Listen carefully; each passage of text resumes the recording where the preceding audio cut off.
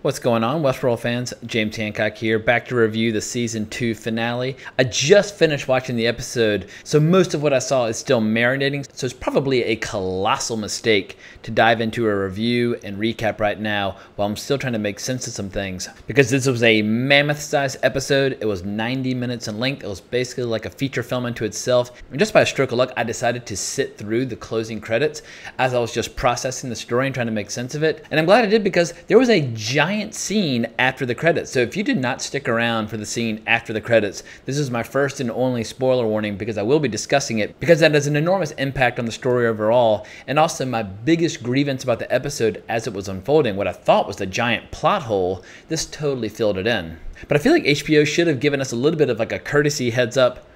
Who knows, maybe they did and I just overlooked it, that there was this mammoth chunk of the story to be enjoyed after the credits were over. At any rate, I was pretty floored by the Season 2 finale. It's very rare that TV kind of lays you flat. That's usually an experience you have in a big, massive, awe-inspiring movie. But it's just incredible to me just how far the medium of TV has come and what kind of emotional impact it can have. But unlike in cinema, where you have anywhere from an hour and a half to 3 hours to work with TV you have 10, 20 hours to work with, and you can create these absolute maze-like story structures that are much more similar to what you get in a great like science fiction novel. I mean, here on the shelf behind me, I've got a book like Dan Simmons' Hyperion, just a big, massive whopper of a sci-fi classic. And I feel like maybe 5, 10, 15 years from now, people are going to look back right now as this rare moment in time where science fiction on television really just found its stride. A couple days ago, I saw Jurassic World Fallen Kingdom in the theater, and it was just a big, giant, colossal disappointment for me because I actually like science fiction to have ideas, and I like the material to have enormous depth that you can explore and that you can savor and you can discuss. And whether it's 1 year or 2 years before Westworld Season 3 rolls around, I have a feeling we'll be discussing this show for a good long while. We can debate whether or not we like Season 1 or Season 2 better. But if they maintain the quality of the show moving forward, this is going to go down in history as one of the great sci-fi epics on any screen of any size. Especially when one considers just how much of a status quo reset this season finale actually was. There's no going back to the days of Sweetwater that we saw in the first few episodes of Season 1. That's just an impossibility. Because we quite literally are looking at a brave new world, and the showrunners can take it so many different directions. Basically, none of my predictions about Season 2 turned out to be true, but it all at least took place, for the most part, in the world of Westworld. It had some familiar trappings to it. But given how this episode drew to a close, they really can start from scratch with just about any kind of scenario they want moving forward into Season 3. I was reading online, some people predict that Season 3 might come in the spring of 2020 because Game of Thrones typically is on right now during this slot, but in the absence of Game of Thrones until next year, Westworld very neatly kind of came in and saved the day. But obviously this time next year, the final season of Game of Thrones will be playing on HBO. So some people suspect that that time slot is so crucial to HBO's overall annual output that they might be positioning Westworld to take that spot. I hope we don't have to wait until 2020 to get a continuation. However, if they were to wait 2 years, they could really get it right. I mean, think about it. Movies sometimes take 3, 4, 5 years to write the screenplay and to shoot it and edit, do the special effects. And movies are only an hour and a half to 3 hours long. With a Season 3 of Westworld, 10 hours of content to enjoy, I would be totally fine with them taking a much needed break and then really trying hard to get Season 3 right. But as far as reviewing this episode is concerned, I think doing my traditional recap of the episode is less important this time around because now the speculation is over. We know how the story unfolds, we know everything that happens. Or at least I might still be a little hazy on some of the specific details in the final third of the episode. I actually have a lot of questions about some of these minute details because I feel like during that final 30 minutes, if you were to blink, you could miss essential information. But I think with this review, I just want to talk about the highlights, the great moments that really stood out. I think it's just important to underline what really worked about this final episode and this season overall because, as I've said in many of my reviews throughout this season, we do get a little bit too preoccupied with speculation about where Westworld is going. And I know there are other shows like Lost that have generated similar levels of speculation. But in the end, this is a story to be enjoyed. This is a show about storytelling. I feel like in a lot of ways, it's one of the best shows ever made about just the nature of storytelling itself. That's very much at the core of what the show's all about. And while around the mid-season point, I was starting to worry that perhaps the show might come in a little under season 1. As far as I'm concerned, season 1 and season 2, while they're different, for me, they stand shoulder to shoulder, equal quality, equally interesting. I think season 1's probably a little bit more interesting for the die-hard Western buffs, and season 2 might be a little more interesting to the die-hard like sci-fi/war film buffs. Also, season 1 was a hell of a lot more erotic than season 2. Season 2 has almost no nudity of any kind. It's almost like they kind of took that away without really expecting anybody to notice. Although, maybe there's really no scenes in this story where nudity was even appropriate. This was basically a big, giant, epic war story. And I doubt there were a lot of opportunities for the characters to just stop what they were doing and have a quick roll in the hay. So maybe that's not even a justifiable complaint. Although, as somebody who likes adult content, I definitely enjoyed that aspect of season 1. But once again, this is not a review of season 1. This is a review of season 2. And it is a season that I thoroughly loved and I was very impressed with. So let's talk a little bit about what made this episode work. I always love the various framing devices that are used throughout the season, where you basically use conversations between Bernard and Dolores as ways of kind of providing bookends for an individual episode. And in this particular episode, we see that Dolores, while working on Bernard, decided that because Arnold didn't make it, she decided to fix some of the imperfections that were making it difficult to convert Arnold into Bernard. So Bernard is 100% his own being. He's not just a facsimile of Arnold. And much like a snake eating its tail, we come full circle at the end of the episode, where we see that Dolores has once again been able to recreate Bernard out in the real world, because Bernard was constructed from Dolores' impressions from Arnold. While Arnold was studying her, she was also studying him. And all that obviously is stored in her mind, so it makes perfect sense that she would be able to recreate him as needed. But it was a beautiful way of bringing this entire 2-season saga to a close, with Bernard on Ford's property that had been specially prepared for Dolores and Bernard for this eventuality as a jumping off point for their entire species as Bernard walks out into the real world. And I like how Dolores and Bernard are emerging almost as rival philosophies about what the future of the host might be. It reminds me a little bit of the Uncanny X-Men comics that I grew up reading, where Magneto and Professor X represented opposite sides or opposing views about what the future of mankind should look like. It's almost like Martin Luther King versus Malcolm X, where they're on the same side, but they have very different ideas about how to get to where they want to go. And it seems like Dolores and Bernard are absolutely being teed up to serve those kind of roles moving into the future. And Dolores even recognizes the value of having opposing viewpoints to make sure that the host had the best possible chance of success going into the future. Because as we see throughout this episode, Dolores has a pretty grim view of what humanity represents. And there's plenty of evidence out there to support her point of view of what human beings are all about. She only needed to read through a few profiles of humans in this great library in order to have all of her suspicions confirmed, but it's become abundantly clear that Dolores is the Deathbringer in more ways than one, and very easily might decide the best possible outcome for the world as they know it is for humanity. They just got to go. And Bernard very clearly thinks that there is a future where humans and hosts and potential hybrids can coexist. But what was so brilliant about this episode is that it had this enormous sense of momentum and inevitability as all the different storylines and all the different characters are all getting to this area where this enormous door was going to emerge, almost like a crack in reality.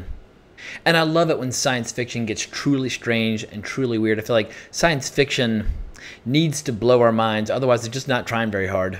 And there's something just so otherworldly and so stunningly beautiful about this crack that appears. It's almost like a pocket dimension where the host could escape to build entirely new lives, an entirely new world.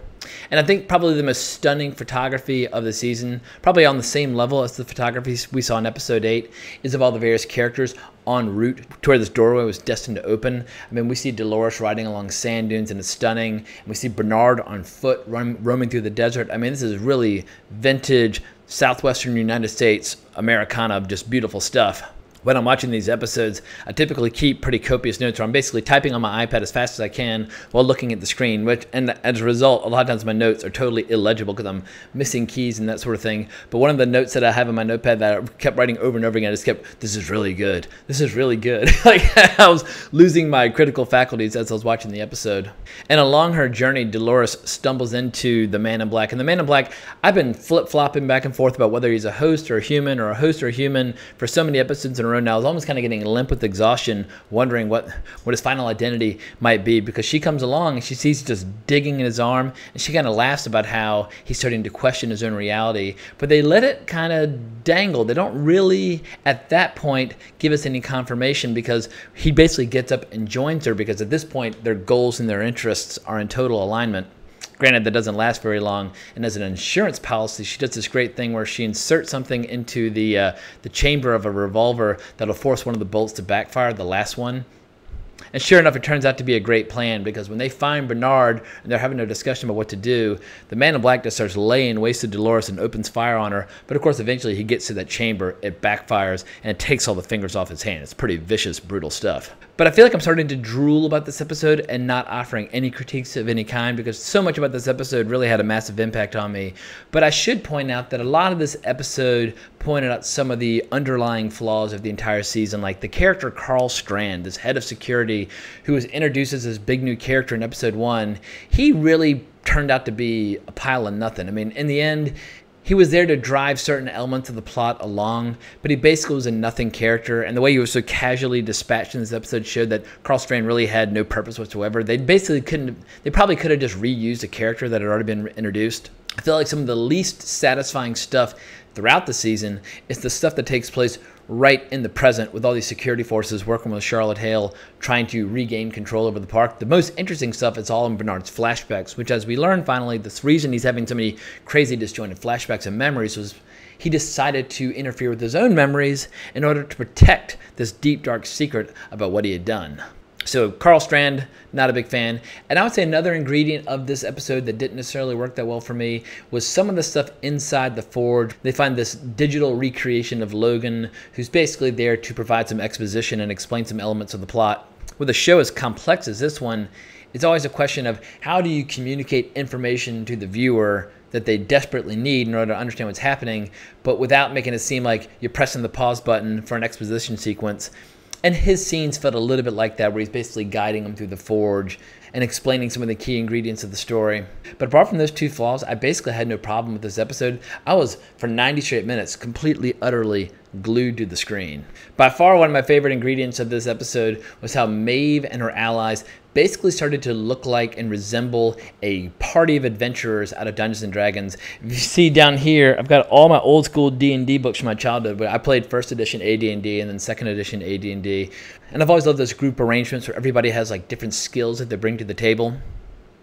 And there was something just absolutely adorable about Hector and Armistice and Maeve and all their friends and allies teaming up for this adventure.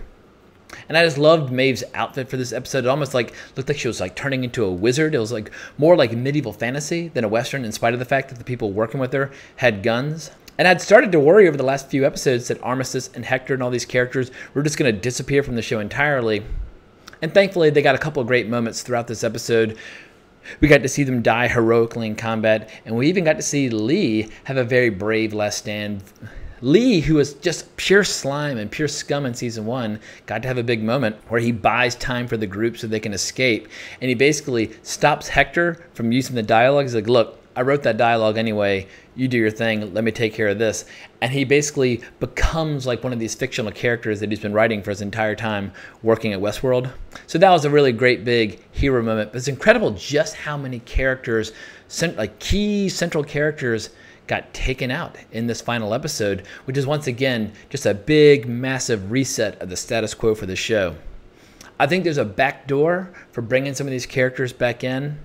I mean, as we see at the end, where we see Maeve's dead body, and they're talking about salvaging certain bodies and seeing what they can save and preserve, and we see that her friends are looking down at the body, and you can already see the wheels turning about, can they bring Maeve back to life? So something tells me we'll see Tandy Newton again, but I think Lee is gone for good. So the last half of this episode got really complicated, and I'll probably do a huge disservice by trying to recapture some of that complexity, because as we see, there's a variety of possible future fates for the hosts, and we see there's a variety of competing interests trying to bring these potential outcomes into being. The gist of it is this giant door that this whole season has been named after is basically a pocket dimension where the hosts have a chance to build their own world. The question is that pocket dimension going to be safe? Is it going to be secure? Is there any way that human beings can ever access it or find it? And I just thought it was absolutely fascinating and just beautiful watching these hosts walk through the door, and we see how they would go through, and basically their spirits, for lack of a better word, would continue, and their bodies would fall off a cliff. And as far as the humans were concerned, they could only see the hosts just tumbling over the cliff. They could not see the door. And luckily, Akichita, most of the Ghost Nation, a lot of the refugees that they were guiding, as well as Maeve's daughter, all make it through. Akichita barely makes it through. He's being shot as he falls through, and his body falls dead, but luckily he endures. I was hoping for a little bit more of Akichita in this episode, but episode 8 was such a great showcase for him. I guess I can live with the fact that he had not a lot of screen time this episode. But at a bare minimum, I wanted to watch him just go nuts in the big battle scene and just start fucking people up. But sadly, we did not get to see that. But what we did get to see was Clementine, and basically she was all 4 horsemen of the apocalypse rolled into one. I know obviously death is one of the 4 horsemen, but as Charlotte Hale points out, you don't need the 4 horsemen when you got Clementine, because Clementine, she's so agonizingly beautiful, and she just looks like a ghost. The way they did her makeup and how she's covered in like ash, and it's the pale skin, and she's riding a pale horse. And as she's riding to this fateful encounter, we see she has this enormous army riding behind her. But it's just one of the most stunning images I've seen in TV that I can never think of. As someone who's a fan of genre mashups, I love it when like sci-fi and westerns collide together, or whatever the case might be. But there's something beautiful about how she's like religiously symbolic, but also she's just this astonishingly beautiful hooker from the Wild West. But she also has now basically these like limitless magical powers that force people to start murdering each other all around her. I mean, talk about evolution of a character from Clementine in the first few episodes of season 1 to where Clementine gets to now. I was terrified that they killed her off prematurely a few episodes ago, but I feel like they finally did put Clementine to good use, because this episode, she was just incredible. So I know I said I was going to give my first and only spoiler warning, but I'll give one last courtesy spoiler warning, because if you have not seen the scene after the credits, I'm going to start getting into some of that territory. But as we get close to the end, we have Dolores and Bernard down in the forge debating what's the best course of action, and meanwhile the man in black is coming down the elevator to try to play a role in whatever's going to come. And we see that Dolores is not convinced that the door is something worth preserving, that she feels like this pocket dimension is just yet another illusion, and it's almost like a fate worse than death, that the host deserves something more, that the host deserves reality. She thinks that Bernard is really naive, and Bernard ends up shooting her through the head in order to stop her from basically taking everybody out, because it's Dolores who starts the flooding of the valley. And Bernard cancels her data purge, and this is where the plot gets very difficult to follow, because it's jumping around in continuity as his memories come together, and we start to see how his master plan comes into being. But maybe the simplest thing to do is just to summarize it. In essence, the master plan: Bernard sees Charlotte Hale kill Elsie when Elsie started trying to negotiate for some things that she wants, and Charlotte Hale basically says that she's not morally flexible enough to be useful to her. And when Bernard sees that, in spite of the fact that he's basically purged Dr. Ford from his memories, he basically summons Ford back up for one last task. And their master plan is they build the perfect host replica of Charlotte Hale. She kills Charlotte Hale, and they put Dolores into that body to let their master plan unfold. And what that master plan entails is laying waste to Carl Strand and all of his security forces, and allowing Dolores / Charlotte Hale to sneak out of the park with a purse full of all this data of all these various hosts. And as we see as she's leaving, she has a ton of those pearls in her pocketbook.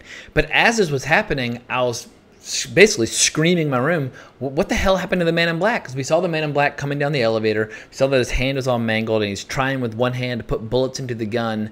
And it seemed like he just disappeared. And I was like, did I blink? Did I miss something? Like when I was typing, like what the hell happened to the man in black? And there's a brief few seconds where we see that his body's been recovered in all these salvage efforts and that he's barely alive. But I knew there had to be more to it. And sure enough, after the credits, we see the man in black getting off the elevator. His daughter's there waiting for him. He seems confused. He doesn't know how long he's been in the park. he and Emily sit down, and it's very eerily reminiscent of the conversations that William had with Delos when he was testing him over and over again. But Emily's basically doing a fidelity test, and so we finally do have confirmation. We don't quite know when it happened or at what point it happened, but William is in fact a host. The question is, was he a host all along?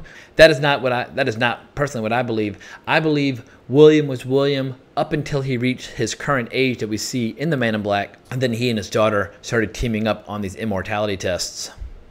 To what degree Emily's been in the driver's seat or William's been in the driver's seat, who knows? But Emily clearly still has a lot of power in the equation, and it also shows that William did not in fact murder his daughter, that he was right to suspect that his daughter was a host in the previous episode, which makes me wonder, how have certain people been passing the tests that are supposed to identify hosts? Because as a lot of people have rightly pointed out, a lot of those scans they do on the neck will tell whether or not people are host or human. But clearly at some point somebody designed a new version of host that can beat the test, or basically because they're a human-host hybrid, they're not the traditional hosts, they don't pop up on the detectors the same way. That is my theory, and we'll only have to wait a year, possibly 2, to get confirmation on that. But what's fascinating about that is that now, moving into Season 3, we have this interesting arrangement where we have Man in Black, Bernard, and Dolores, 3 very different individuals with very different agendas, all hosts, and I imagine they all have very different worldviews about what the future for hosts should entail. We see that the host body of Charlotte Hale is still around. My question is, did Dolores put Charlotte Hale's personality into that body after Dolores constructed her own body again? Or is Dolores now kind of in 2 bodies? Something tells me that that Charlotte Hale host will now be Charlotte Hale's personality, but as a host working on their side.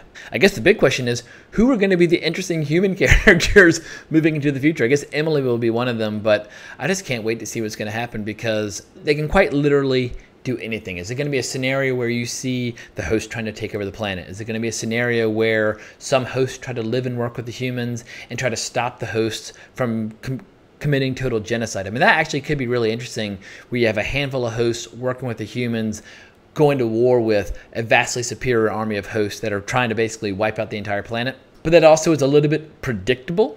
And this show, if anything, has proven to be wildly unpredictable. Jonathan Nolan and Lisa Joy obviously are trying to carve a very new and interesting and unpredictable path. So it's safe to say I'll be back in this chair reviewing that season when it comes around. I just can't thank people enough who've been watching these videos throughout this season, giving me feedback, giving comments. It's been an absolute pleasure and a privilege to be on this journey with all my fellow Westworld fans. I think it's been a pretty incredible ride in spite of the ups and downs. And I would love to hear from people what they thought about this episode, what I missed, what I overlooked, because once again, as I said at the beginning, I'm still digesting this story, and I know I'm going to wake up tomorrow and be like, oh, god damn it, I forgot to include this. In any case, I think I've underlined the majority of what I loved and what had the biggest impact on me. So I'm going to start wrapping this video up. But if you enjoyed this recap and review, please consider subscribing to my channel. If you want to talk about the show, definitely give me a shout on Twitter @Colbrax, or just leave me a comment in the comments below. But if you like this channel, not to worry, there'll be plenty of movies and shows to review in the near future, including episode 12 of The Expanse, which is right around the corner. So thanks as always for supporting my channel. I really appreciate it. Onwards and upwards.